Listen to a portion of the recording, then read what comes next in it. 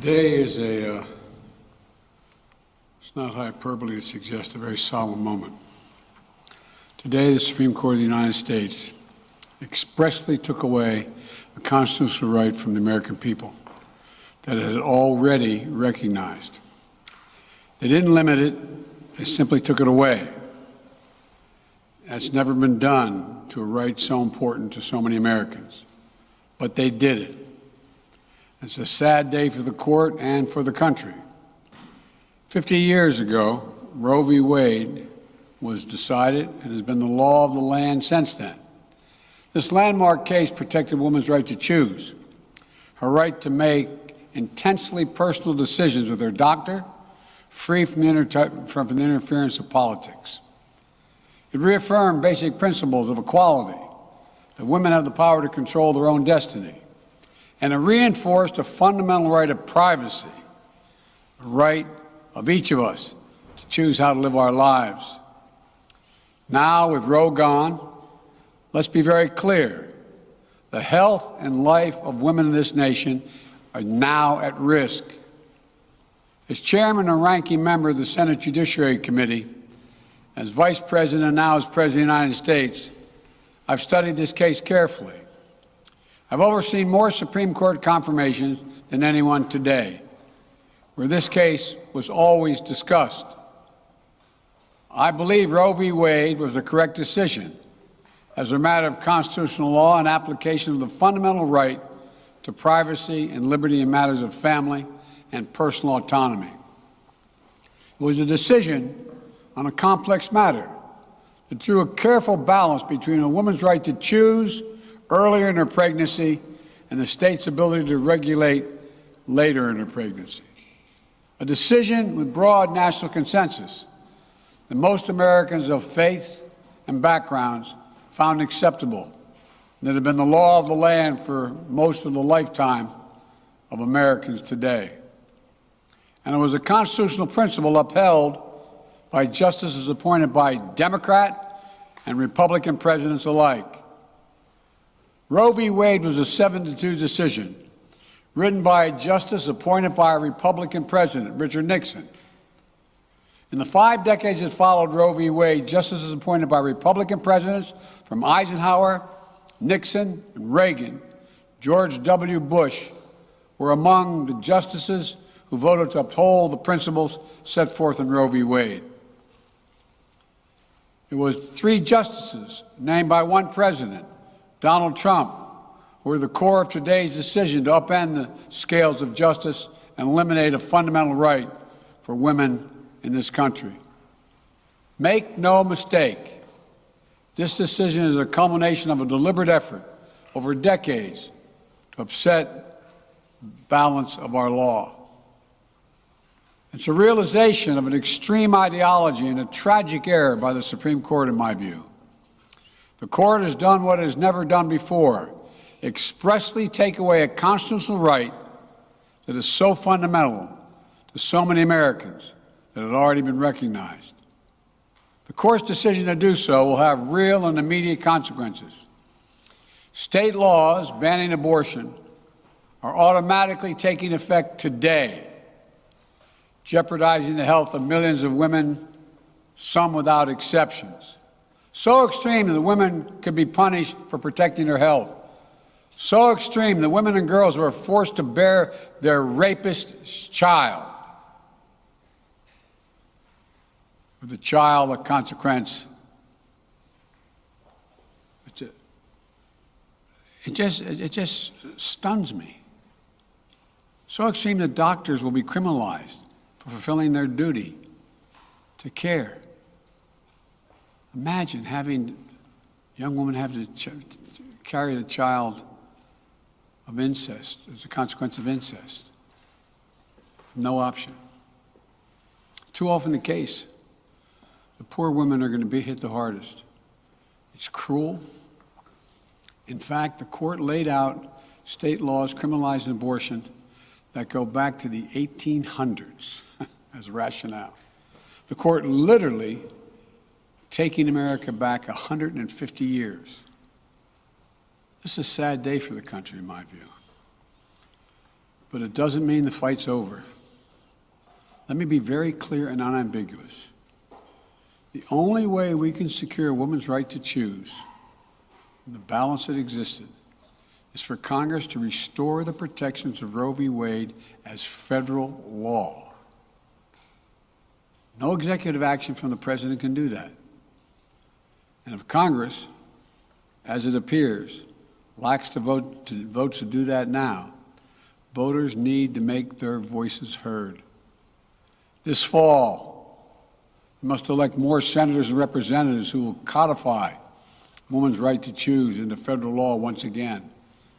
Elect more state leaders to protect this right at the local level.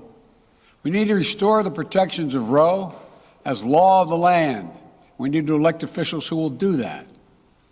This fall, Roe is on the ballot. Personal freedoms are on the ballot. The right to privacy, liberty, equality, they're all on the ballot. Until then, I will do all of my power to protect a woman's right in states where they will face the consequences of today's decision.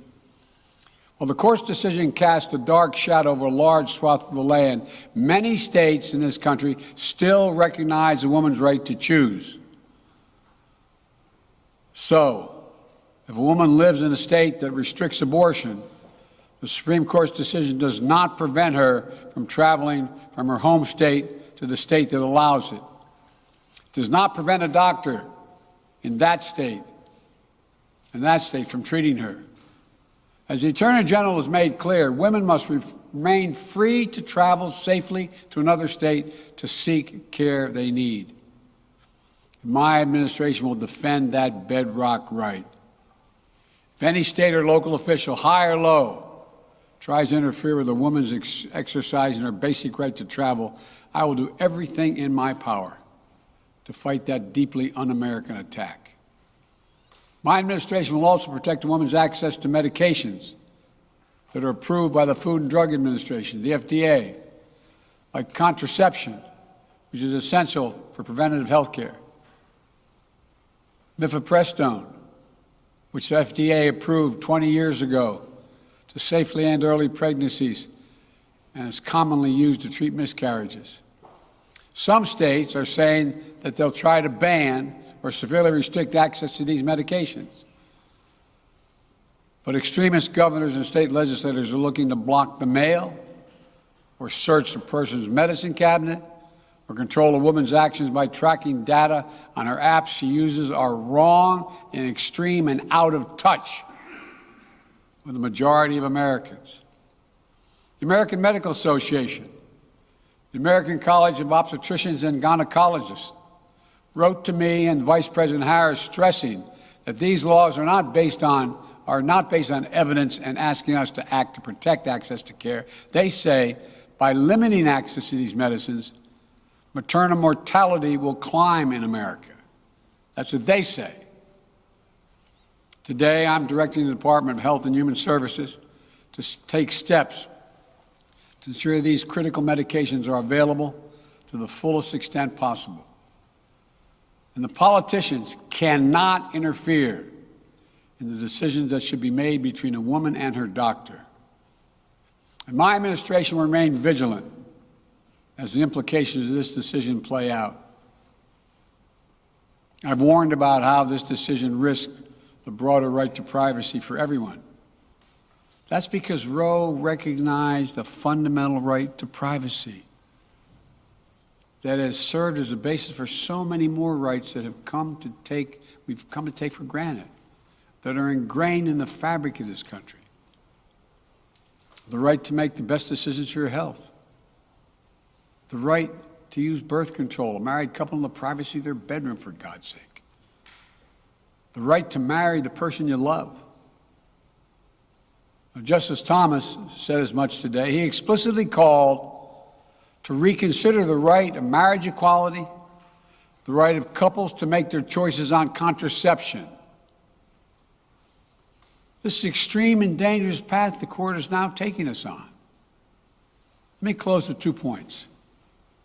First, I call on everyone, no matter how deeply they care about this decision, to keep all protests peaceful. Peaceful, peaceful, peaceful. No intimidation. Violence is never acceptable. Threats and intimidation are not speech. We must stand against violence in any form, regardless of your rationale. Second, I know so many of us are frustrated and disillusioned that the court has taken something away that's so fundamental. I know so many women are now going to face incredibly difficult situations. I hear you. I support you. I stand with you. The consequences and the consensus of the American people, core principles of equality, liberty, dignity, and the stability of the rule of law demand that Roe should not have been overturned. With this decision, the conservative majority of the Supreme Court shows how extreme it is, how far removed they are from the majority of this country. They've made the United States an outlier among developed nations in the world. But this decision must not be the final word. My administration will use all of its appropriate lawful powers, but Congress must act. And with your vote, you can act. You can have the final word. This is not over. Thank you very much. I have more to say this in weeks to come. Thank you. Mr. President, do you have